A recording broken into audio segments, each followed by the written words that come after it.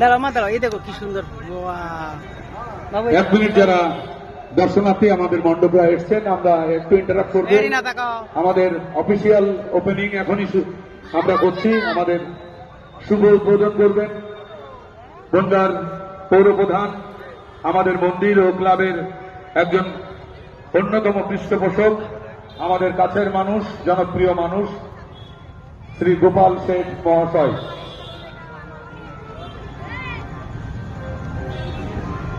আপনি